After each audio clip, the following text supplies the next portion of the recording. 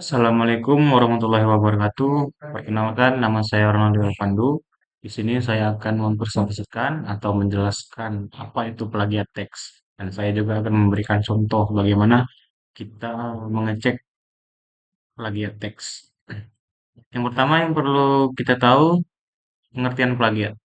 Plagiat teks adalah tindakan menjiplak atau menyalin karya tulis orang lain tanpa memberikan kredit yang layak kepada penulis aslinya.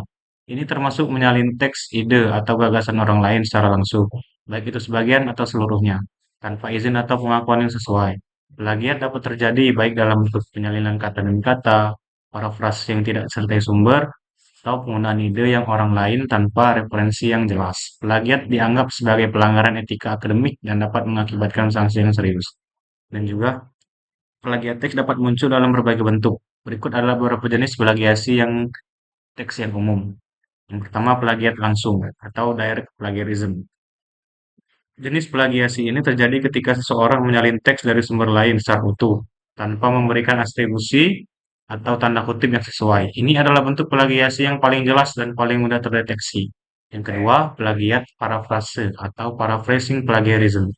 Parafrase plagiasi itu terjadi ketika seseorang mengubah beberapa kata atau struktur kalimat dari sumber asli, namun tetap mempertahankan ide atau makna yang sama tanpa memberikan kredit kepada sumber aslinya.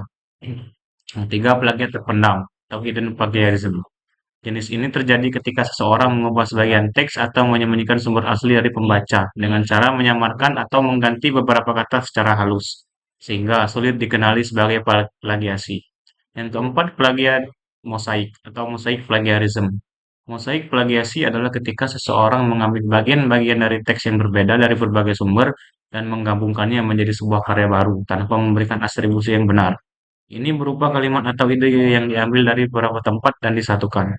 Yang kelima, plagiat atau plagiat autoplagiasi atau self plagiarism.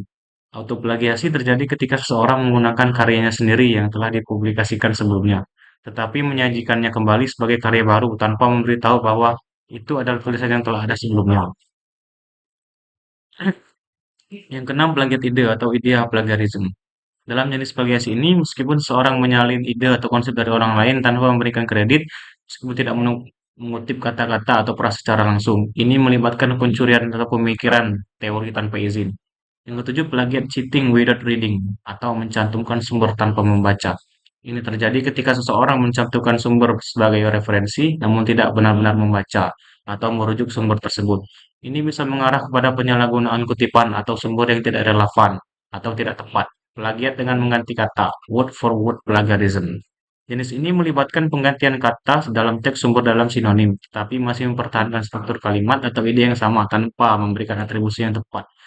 Penting untuk selalu mencantumkan sumber yang digunakan dan menjaga integritas dalam menulis agar terhindar dari plagiasi. Saya juga akan menyebutkan salah satu dampak yang signifikan baik pada tingkat individu maupun masyarakat secara keseluruhan. Yang pertama, dampak hukum dan etika. Konsekuensi hukum, plagiat dapat mengarah pada tindakan hukum, seperti tutukan hak cipta, menyalin karya orang lain tanpa izin, atribusi dapat dikenakan sanksi hukum, terutama dalam konteks karya-karya yang dilindungi hak cipta. Ini juga dampak ekonomi, ada juga dampak pendidikan, dampak terhadap masyarakat.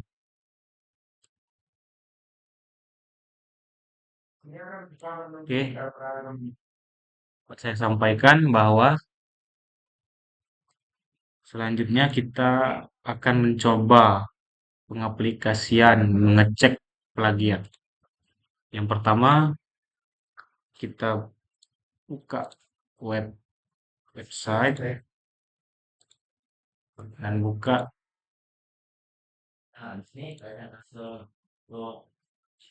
Nah, ini sudah masuk ke plagiarism checker. Kita buka website dan ketik plagiarism checker. Di sini kita bisa mengecek teks atau juga mengupload file yang akan kita cek apakah teks atau makalah atau skripsi atau tugas-tugas kita itu terplagiat atau kita akan mengeceknya di sini. Yang pertama, kita akan coba dengan mengecek plagiat suatu kalimat. Kita copy, terus kita kembali ke web, kita paste di sini.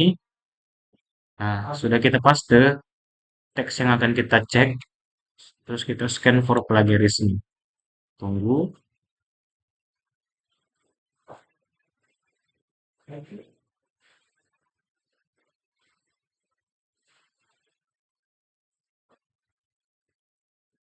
Nah, sini sudah keluar dari teks yang kita masukkan. Di sini sudah keluar hasilnya. The text is free writing issue. Jadi teks yang saya tempelkan ini bebas dari plagiat. Di sini jelas tercentang bahwa no plagiarism found, berarti tidak terdapat plagiasi dari teks yang kita masukkan. Dari spelling, dari kata per kata juga tidak ada plagiasi, dari grammar, production, dari kata-kata yang dipilih juga tidak terdapat plagiasi.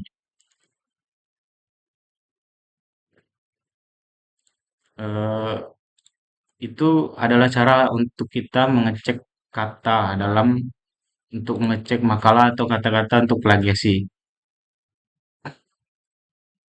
Baik, mungkin itulah yang dapat saya sampaikan. Sebagai kata penutup, dapat saya sampaikan bahwa plagiat merupakan pelanggaran serius yang dapat merugikan baik individu maupun institusi, baik dari segi etika, hukum, maupun reputasi. Untuk itu, penting bagi setiap penulis, pelajar, maupun profesional untuk selalu menjunjung tinggi integritas akademik dan kreativitas dengan menghasilkan karya yang orisinil. Sekian dari saya akhiri. Assalamualaikum warahmatullahi wabarakatuh.